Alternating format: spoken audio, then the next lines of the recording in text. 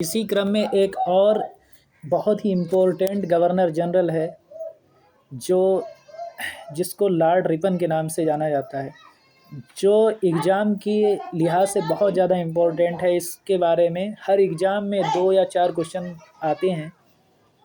तो उसका नाम है लॉर्ड रिपन। तो लॉर्ड रिपन 1888 से 1884 ईस्वी तक हुआ है। प्रधानमंत्री ग्लैडस्टोन के परामर्श पर रिपन ने सर्वप्रथम समाचार पत्रों की स्वतंत्रता को बहाल करते हुए सन 1882 ईस्वी में वर्नाक्यूलर प्रेस एक्ट को समाप्त कर दिया और भारतीय भाषाओं में प्रकाशित होने वाले समाचार पत्रों को भी वही सुविधाएं दी गईं जो अन्य समाचार पत्रों को प्राप्त थीं। यानी ये क्वेश्चन आता कि भारत में वर्नाक्यूलर प्रेस एक्ट को किसने समाप्त किया है, तो ये इस एक्ट को लॉर्ड रिपन ने समाप्त किया। इसने सिविल सेवा में प्रवेश की अधिकतम आयु सीमा को 19 वर्षों से बढ़ाकर 21 वर्ष कर दिया।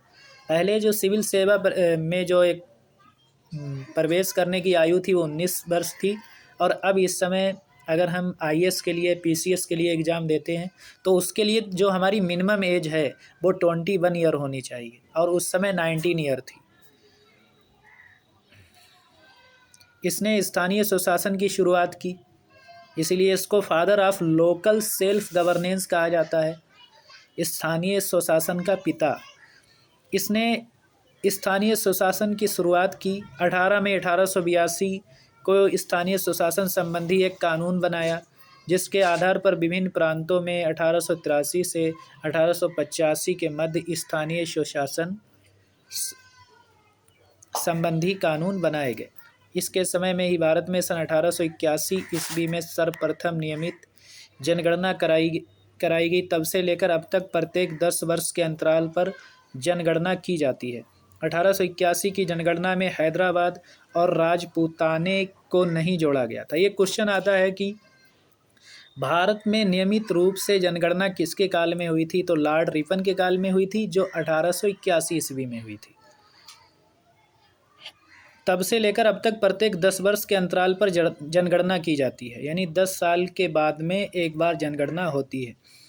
1881 की जनगणना में हैदराबाद और राजपूताने को नहीं जोड़ा गया था। भारत में पहली बार जनगणना सन 1872 ईस्वी में हुई, परंतु इसमें भारत के संपूर्ण भाग का प्रतिनिधित्व नहीं हुआ था। लगभग 20% भारत का भाग जो था इसमें छूट गया था, इसीलिए इसको नियमित जनगणना नहीं कहा जाता। ये लॉर्ड मेयो के शासनकाल में हुई थी 1872 में।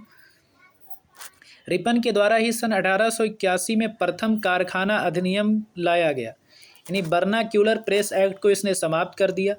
और इसके अलावा जो पहला कारखाना अधिनियम जो था, द फर्स्ट फैक्ट्री एक्ट जो था, वो रिपन के द्वारा 1881 में लाया गया। इसमें 7 वर्ष से कम आयु के बच्चों को काम करने पर प्रतिबंध लगा दिया गया, और इस समय प्रेजेंट टाइम में किसी भी फैक्ट्री में 7 साल से कम उम्र के बच्चे जो हैं वो वर्क नहीं कर सकते हैं। तो इसकी शुरुआत इस अधिनियम की लॉर्ड रिपन के ज़माने में हुई थी, जो 1881 में हुई थी। और 7 से 12 वर्ष के श्रमिकों के लिए 9 घंटे से अधिक कार्य कराया जाना बैन कर दिया गया। यह एक्ट चाय, कॉफ़ी एवं नील की खेती पर लागू नहीं था, यानी चाय, कॉफ़ी एवं नील की खेती में बच्चे काम कर सकते थे जाकर के, लेकिन फैक्ट्री में जाकर के काम नहीं कर सकते थे। 3 फरवरी 1882 में रिपन के समय में शैक्षिक सुधारों के अंतर्गत विलियम हंटर की अध्यक्षता में एक आयोग गठित किया गया, जो भारत में प्रथम शिक्षा आयोग था। इसमें व्यावसायिक शिक्षा पर बल दिया गया। यानी 3 फरवरी 1882 ईस्वी में जो हंटर आयोग जो था वो भारत का पहला एजुकेशन कमीशन था, और इसमें व्यावसायिक शिक्षा पर बल दिया गया, यानी जो प्रोफेशनल एजुकेशन है उसको इसमें बहुत ज़्यादा इम्पोर्टेंस दिया गया। 2 फरवरी 1883 को यूरोपियों के विरुद्ध भारतीय न्यायाधीशों द्वारा मुकदमे की सुनवाई के लिए इलबर्ट विधेयक प्रस्तुत किया गया, लेकिन यूरोपवासियों के प्रबल विरोध के कारण इसे वापस लेना पड़ा। अंग्रेज़ों द्वारा इस विधेयक के विरोध में किए विद्रोह को श्वेत विद्रोह के नाम से जाना जाता है। फ्लोरेंस नाइटिंगेल ने रिपन को भारत के उद्धारक की संज्ञा दी थी। फ्लोरेंस नाइटिंगेल ने इन्हें भारत का उद्धारक कहा था। यानी जो भारत के अंदर बहुत सारे गवर्नर जनरल आए, लेकिन उन्होंने काम अच्छे नहीं किए। इसमें 2 गवर्नर जनरल ऐसे हैं जिन्होंने बहुत अच्छे काम किए। एक तो हैं लॉर्ड विलियम बेंटिक और दूसरे हैं लॉर्ड रिपन।